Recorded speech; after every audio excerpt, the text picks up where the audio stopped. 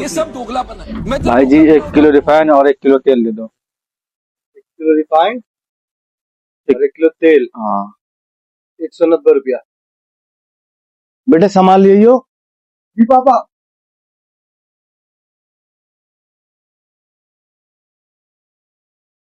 लो पापा, आ गया सामान। अरे ये क्या ले आया? इन्होंने क्या मांगा था तो क्या ले आया? जो आप मंगवाए वही तो लाके दिया। ये मांगे थे 1 किलो रिफाइन 1 किलो तेल। तेरी तो समझ में कुछ नहीं आता, तू क्या करेगा जिंदगी में समझ नहीं आता मेरे यार। यार तेरे लिए सोच सोच के जिंदगी भर परेशान हूं मैं।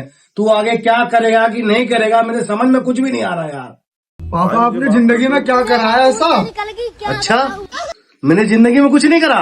मैं 10 रुपए लेके आया था, उससे मैंने एक मकान और ये दुकान तैयार करा, और तू कह रहा कुछ नहीं करा मैंने। अच्छा पापा, अब 10 रुपए में एक दुकान और एक मकान बनाए थे। ये लो 500 का नोट, मेरे लिए 2 मकान और 2 दुकान बना के दिखाओ।